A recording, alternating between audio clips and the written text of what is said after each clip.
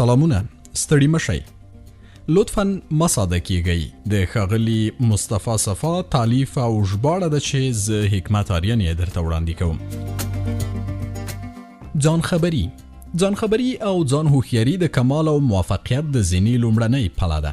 ځان خبري یوه داسې انګیزه ده چې انسان له بې پرواییو څخه ژغوري او خپل ځان او شاته یې داسې متوجه کوي چې هره لحظه له ځان او وجدان نه پوښتنې کوي او یو داسې پرتلاشه احساس پروا کې را پیدا کوي چې په هغو باندې د خپل ځان ارزښت لکه څنګه چې غواړي لوړولی شي. ځان خبري د خدای پیژندنې مقدمه ده. ځان خبري تا تر کنټرول لاندې نیسي او هره لحظه تا ته وایي چې دلته ستا ځای نشته، دا کار له تا سره مناسب نه دی او دا خبر له تا سره نه ښایي. ځان خبري هغه زینه ده چې انسان پرې د ځان پیژندنې لوړو څوکو ته ختلی شي. ځان خبري انساني خاصیت دی او د هغه یوازینی امتیاز دی چې له حیوان سره یې پرې فرق کیږي. له ځان خبر درلودل انسان ته لوری ورکوي او د هغو په ژوندانه کې په زرګونو څنګه او ولې را پیدا کوي او هغه په زرګونو ځله د دې پوښتنو ځواب ته اړ کوي چې زه څوک یم؟ زما د وجود حقیقت او مسؤلیت څه دی؟ زه په څه سبب نړۍ ته راغلی یم؟ او له دې ژوند څخه زما ګټه څه ده؟ له ځانه خبر انسان له خپل تیر عمر څخه زده کړه کوي او د خپلو ټولو زده کړو او تجربو په رڼا کې خپله آینده جوړوي. هغه د یو ښه ژوند په هیله له ځان سره مهم او پر ځای اهداف ټاکي او بل هیڅ چاته په انتظار نه کینی.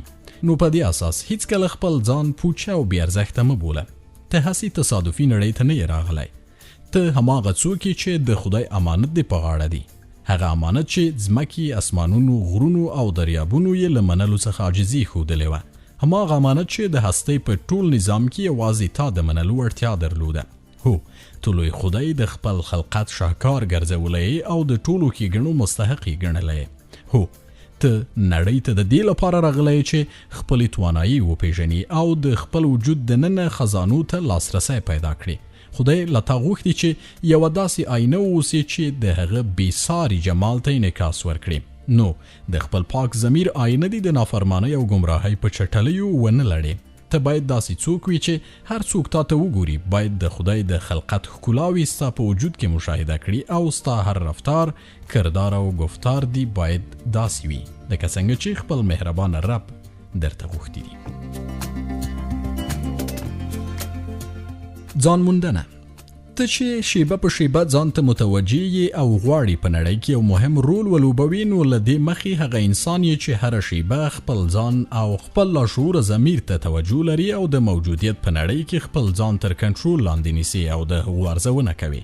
نو ځکه هر وخت له ځانه پوښتي چې زه څنګه شوم او څنګه باید واوسم. د دې پوښتنو ځوابونه ستا شخصیت تر ارزیابۍ او اصلاح لاندې نیسي. ته په دې پوښتنو سره چې هر وخت له ځانه کوي د دې باعث ګرځي چې ستا په وجود کې پټ کمال را د باندې شي او هغه ښایسته شخصیت چې ستا د علاقې وړ دی ستا په وجود کې شکل ومومي. د مثال په توګه کله چې ته له خپل ځان او له خپل لاشعور ضمیر څخه پوښتنه کوي چې زه څوک یم، ستا لاشعور ضمیر ستا د شخصیت په فایلونو کې د کمپیوټري پلټنې غوندې تا ته په ځواب کې داسې باور پیدا کوي چې ته زړور یې، ته ښایسته یې، ته ځواکمن یې، ته مهربانه یې، ته مینه‌ناک یې، ته یو آرام انسان یې. او په دې ترتیب دا ډول پوښتنې په تا کې پر خپل ځان د باور حس پیاوړی کوي. هغه انسانان چې له خپل ځانه بېخبره دي خپل شخصیت هم له یاده وباسي او هغه انسانان چې د ځانپوهنې په نړۍ کې ژوند کوي خپل ځاني ښایست ویني او ورباندې باور پیدا کوي او په پایله کې د خپل ځان په چوکاټ کې خپل اغیزناک شخصیت ځایوي.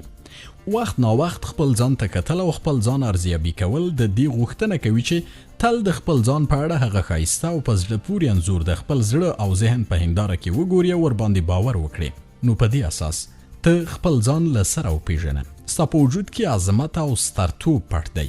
په خپل ځان وویاړه، خپل ځان تشویق کړه، ځان ته شاباسۍ ووایه، هره لحظه د ځان ښایستګۍ احساس وکړه او خپل ځان سالار او مخکښ احساس کړه. ځکه ته همغه یې چې کېدل یې غواړي. له ځان سره ووایه او د خپل وجود له رګ رګ سره یې تکرار کړه، زه یو نابغه یم او له خپل نبوغه ګټه اخلم.